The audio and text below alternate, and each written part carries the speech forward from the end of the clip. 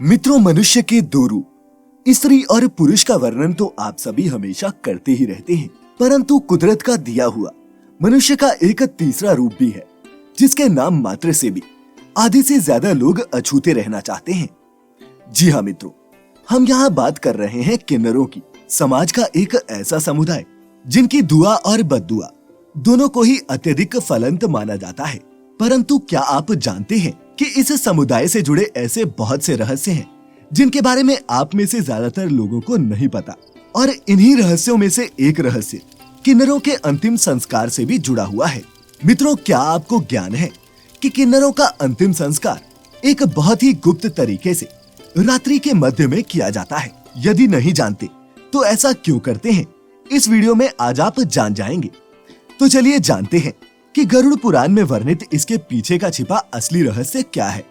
नमस्कार मित्रों, और स्वागत है आपका द डिवाइन टेल्स पर एक बार फिर। मित्रों, यूं तो किन्नरों को पौराणिक ग्रंथ में यक्ष और गंधर्वों के समान ही स्थान दिया गया है, परंतु इनके अस्तित्व के समान ही इनकी अंतिम संस्कार की प्रक्रिया भी थोड़ी अद्भुत है, जिसका वर्णन गरुड़ पुराण में किया गया है।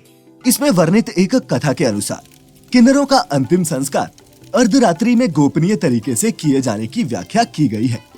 गरुड़ पुराण के अनुसार ऐसा माना जाता है कि किन्नरों के पास एक आध्यात्मिक शक्ति होती है, जिसके फलस्वरूप उन्हें अपनी मृत्यु से पहले ही ये पता चल जाता है कि उनकी मृत्यु होने वाली है।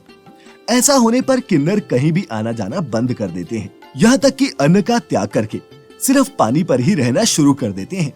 और इस अंतराल में ईश्वर से अपने और दूसरे किन्नरों के लिए यही दुआ करते हैं कि उनका अगला जन्म एक किन्नर के रूप में ना हो।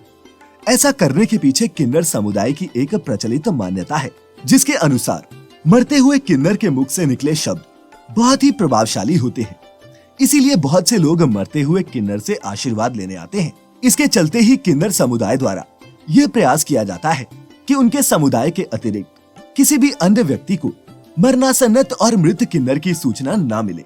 गरुड़ पुराण में प्रत्येक व्यक्ति के अंतिम संस्कार को लेकर अलग अलग कर्मों का वर्णन किया गया है, जिसमें बच्चों और महिलाओं के अंतिम संस्कार को लेकर भी भिन्न कर्मों की व्याख्या दी गई है। इससे जुड़ी अधिक जानकारी के लिए ऊपर दिए हुए आई बटन पर क्लिक करें। इसी प्रकार किन्नरों के अंतिम संस्कार से जुड़े नियमों में भी भिन्नता है। गरुड़ पुराण के अनुसार किन्नरों के शव को जलाया नहीं जाता, बल्कि दफनाया जाता है।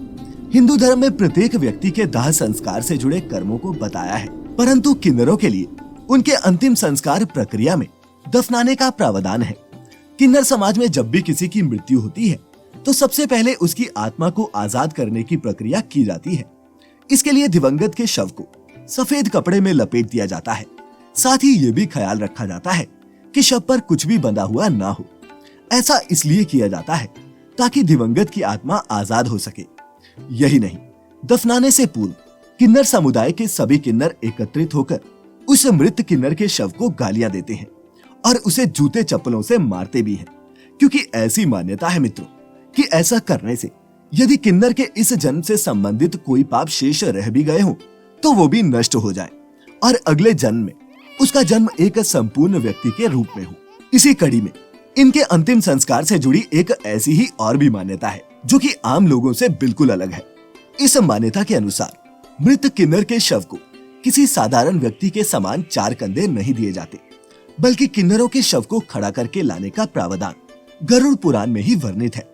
एक ऐसी मान्यता भी है जो कि इन सभी मान्यताओं से अधिक चौंका देने वाली है।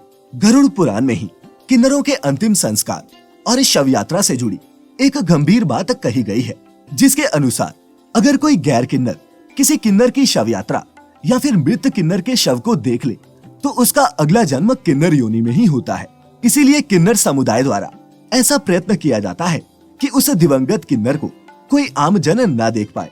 इसीलिए मृत्यु होने पर उनके द्वारा पहले ही अधिकारियों को सूचित कर दिया जाता है कि वहाँ एक किन्नर के शव को दफनाया जाएगा। किन्नर समाज में किसी की भी मृत्यु पर शोक नहीं, बल्कि खुशियां मनाने की मान्यता है।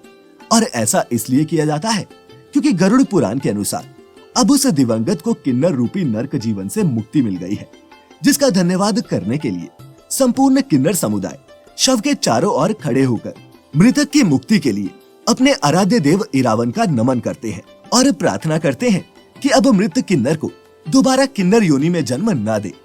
इसके अतिरिक्त उनके द्वारा कुछ पुण्य दान भी किए जाते हैं ताकि पुण्य प्रताप के कुछ योगदान से भी दिवंगत को दोबारा किन्नर के रूप में जन्म न मिले। मित्रों, ये भी कहा जाता है कि किन्नर समुदाय द्वारा दिवंगत को दफनाने के 1 सप्ताह तक व्रत रखा जाता है।